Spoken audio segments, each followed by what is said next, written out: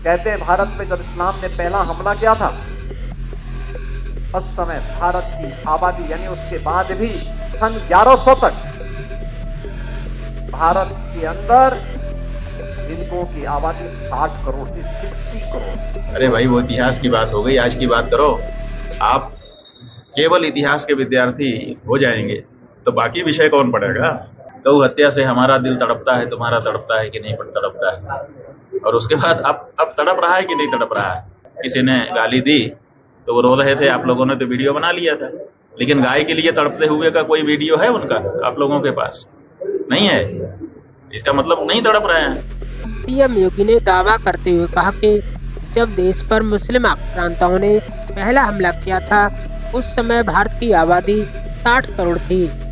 सन 1100 से 1947 तक करीब 800 साल में हिंदुओं की आबादी घटकर 30 करोड़ रह गई। कहते हैं भारत में जब इस्लाम ने पहला हमला किया था, उस समय भारत की आबादी यानी उसके बाद भी सन 1100 तक भारत के अंदर हिंदुओं की आबादी 60 करोड़ थी, 60 करोड़।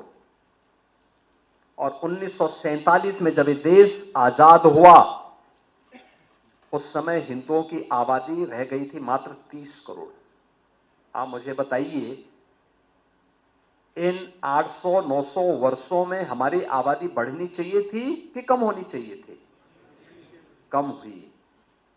हम 60 करोड़ से 30 करोड़ पे आ गए, यानी आबादी ही नहीं घटी, हमारी खेती के उत्पादन को भी कम कर दिया गया। ये आबादी जो कम हुई, आक्रांताओं ने ही मारा नहीं, बल्कि भूख से मरे, बीमारी से मरे, तमाम अन्य प्रकार की यातनाओं से मरे। विदेशी दास्ता ऐसे ही होती है। इस देश पे वही किया गया, इस देश पर अत्याचार किया गया, उसका शोषण किया गया।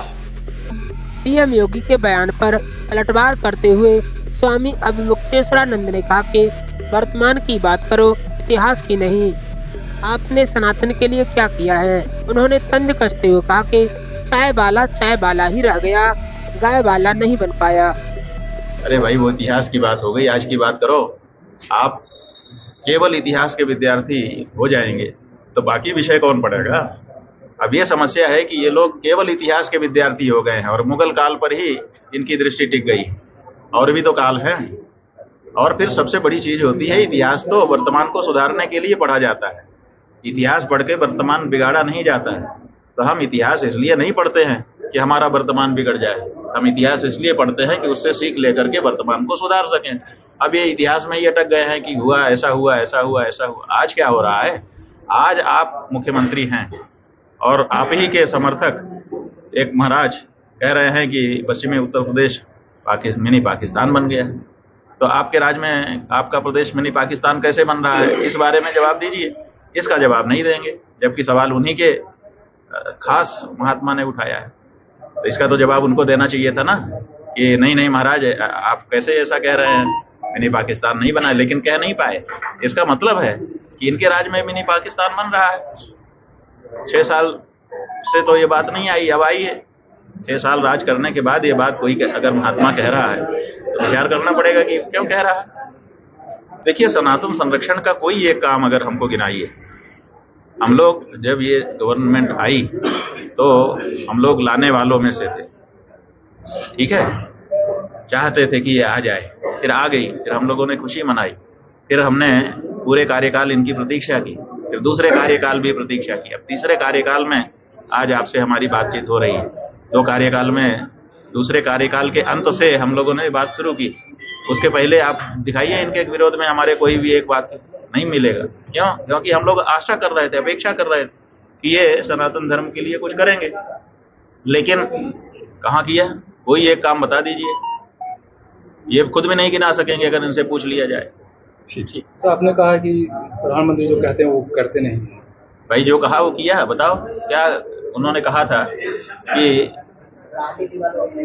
गौ हत्या से हमारा दिल तड़पता है, तुम्हारा तड़पता है कि नहीं तड़पता है? और उसके बाद अब तड़प रहा है कि नहीं तड़प रहा है? आप बताओ, तड़पता हुआ कभी दिख रहा है? आप लोग तो वीडियो खींच लेते हो। जब उनकी माँ को किसी ने गाली दी तो वो रो रहे थे, आप लोगों ने तो वीडियो बना लिया था। लेकिन गाय के लिए तड़पते हुए का कोई वीडियो है उनका आप लोगों के पास? नहीं है। इसका मतलब नहीं तड़प रहे हैं। तड़पते तो अच्छा लगता हम लोगों को। कोई भी जो तड़पेगा गाय के लिए, हम लोगों को अच्छा लगेगा कि हमारी माँ के लिए ये भी तड़प रहा है, ये भी हमारा भाई है, जैसे हम हैं वैसा ही ये भी है। लेकिन जब हम तड़प रहे हैं गाय के लिए और वो नहीं तड़प रहा है, इसका मतलब वो हमारे जैसा नहीं है, वो हमसे अलग है। यही देखिए, संवेदनाओं से ही तो पता चलता है कि कौन अपना है कौन पराया है। तो उनके द्वारा गौ माता की जो उपेक्षा की गई, बाकी भी जो धार्मिक विषय हैं उनकी भी उपेक्षा की गई, तो इससे पता चलता है कि हम उनके बारे में जो सोचते थे असल में वो नहीं है। वो चाय वाला ही रह गए, गाय वाला नहीं बन पाए।